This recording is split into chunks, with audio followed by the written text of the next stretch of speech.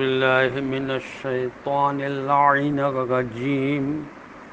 بسم الله الرحمن الرحيم. اسمع بهم وابصر يوم ياتوننا لكن الظالمون اليوم في ضلال مبين. اللهم صل على محمد وآل محمد وعجل فرجهم. سلام علیکم ورحمۃ اللہ وبرکاتہ. اللہ تبارک و تعالیٰ کا شکر ہے کہ میں نے سورہ مبارکہ مریم جو قرآن مجید کا 19 نمبر کا سورہ ہے اس کی آیت نمبر 38 کی تلاوت کا شرف حاصل کیا، جس کا ترجمہ یہ ہے کہ جس دن وہ ہمارے سامنے ہوں گے تو اس وقت کیا خوب سننے والے اور کیا خوب دیکھنے والے ہوں گے، لیکن آج یہ ظالم لوگ صریح گمراہی میں ہیں۔ دنیا میں ان کی بصارت و سماعت و مفادات، خواہشات اور آرزوؤں کے تہ بتہ پردے پڑے ہوئے ہیں۔ قیامت کے دن یہ سارے پردے ہٹ جائیں گے اور ہر چیز کا محقق نظر آئے گی۔ چنانچہ دوسری جگہ ارشاد فرمایا، سورہ مبارکہ حدید قرآن مجید کا 50 نمبر کا سورہ ہے، اس کی آیت نمبر 22 میں خداوند عالم نے لقد كنت في غفلة من هذا فكشفنا عنك غطاءك فبصرك اليوم حديد۔ تو اس چیز سے غافل تھا، چنانچہ ہم نے تجھ سے تیرا پردہ ہٹا دیا، آج تیری نگاہ بہت تیز ہے۔ پردے ہٹنے کے بعد کا ایمان کوئی فائدہ نہ دے گا۔ ابھی ہم خدا کا شکر ہے اپنے ہوش و حواس میں ہیں، تو قرآن کی طرف متوجہ ہو جائیں کہ قرآن کیا سبق دے رہا ہے۔ سورہ بنی اسرائیل کی آیت نمبر 26 میں ارشاد ہو رہا ہے، وَآتِ ذَا الْقُرْبَىٰ حَقَّهُ وَالْمِسْكِينَ وَابْنَ السَّبِيلِ وَلَا تُبَذِّرْ تَبْذِيرًا۔ اور رشتہ داروں، مسکینوں اور مسافروں کو ان کا حق دے دو اور فضول خرچی نہ کرو۔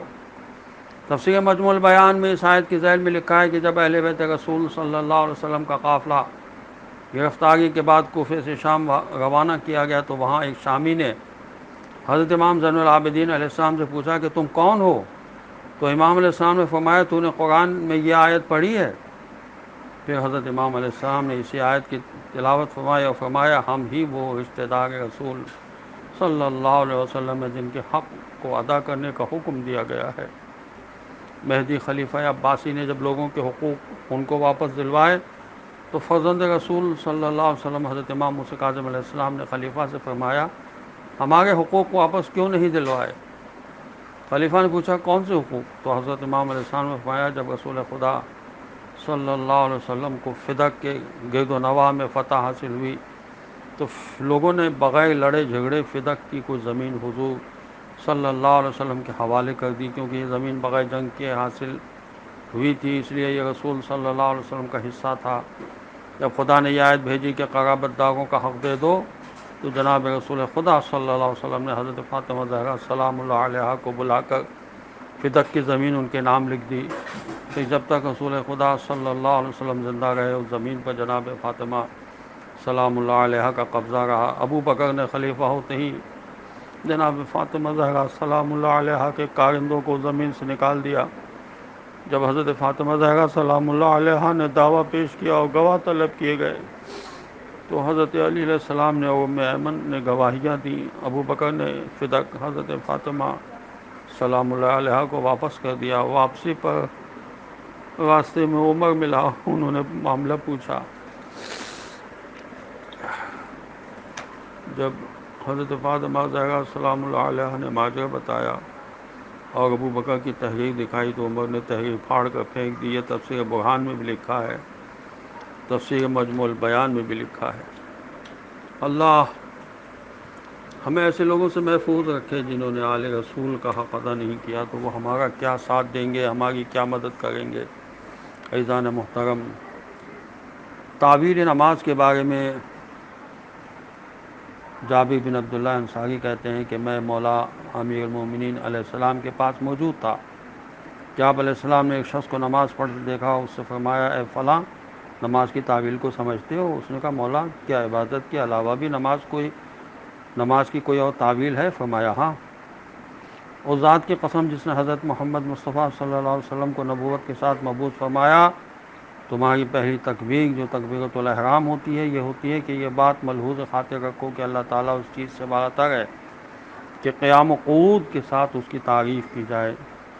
دوسری تکبیر میں اس بات کو پیش نظر رکھو کہ اللہ تعالیٰ اس چیز سے بالا تر ہے کہ حرکت و سکون کے ساتھ اس کی تعریف کی جائے۔ تیسری تکبیر میں یہ بات سامنے رکھو کہ اللہ تعالیٰ اس چیز سے بالا تر ہے کہ کسی جسم کے ساتھ اس کی تعریف کی جائے، کسی چیز کے ساتھ اسے مشابہ قرار دیا جائے یا کسی کے ساتھ اسے قیاس کیا جائے۔ چوتھی تکبیر میں یہ بات ملحوظ خاطر رہے کہ اللہ تعالیٰ اس چیز سے بالا تر ہے کہ اسے کوئی عارضہ حائل ہوتا ہے یا بیماری تکلیف پہنچاتی ہے یا اسے ہوتی ہے۔ پانچویں تکبیر میں یہ بات یاد رہے کہ وہ بالا تر ہے اس چیز سے کہ اس کی کسی جوہر یا عرض سے تعریف کی جائے یا وہ کسی چیز میں حلول کرتا ہے یا اس میں کوئی چیز حلول کرتی ہے۔ چھٹی تکبیر میں یہ بات ملحوظ رہے کہ اللہ تعالیٰ اس چیز سے بالا تر ہے کہ اس کے بارے میں وہ چیزیں جائز قرار دی جائیں جو حادث ہونے والی چیزوں کے لیے جائز قرار دی جاتی ہیں، یعنی زوال و انتقال اور ایک حال سے دوسرے حال میں تبدیلی۔ ساتویں تکبیر میں یہ بات یاد رہے کہ اللہ تعالیٰ اس بات سے بالا تر ہے کہ حواس خمسہ اس میں حلول کرتے ہیں۔ پھر رکوع میں اپنی گردن کو آگے بڑھانے کی تعویل یہ ہے کہ تم اپنے دل میں یہ بات جانے رکھو کہ تم خدا سے کہہ رہے ہو میں تجھ پر ایمان لے آیا، خواہ میری گردن اڑا دی جائے۔ رکوع سے سر اٹھانے کی تعویل یہ ہے کہ وہ خدا ہے جس نے مجھے عدم سے وجود کی دولت عطا فرمائی۔ پھر سجدے کی تعویل یہ ہے کہ سجدے میں یاد رکھو، خدا سے کہو اسی زمین سے تو نے مجھے خلق فرمایا ہے۔ پھر سجدے سے سر اٹھاتے وقت اپنی خاطر میں یہ بات لاؤ، خدا سے کہو اسی زمین سے ہی تو نے مجھے نکالا ہے۔ دوسرے سجدے کی تعویل یہ ہے کہ گویا خدا سے کہہ رہے ہوتے ہو اسی زمین میں تو مجھے دوبارہ بھیجے گا۔ جب اس سے سر اٹھاتے ہو تو دل میں یہ بات لاؤ کہ اسی زمین سے تو مجھے دوسری مرتبہ اٹھائے گا۔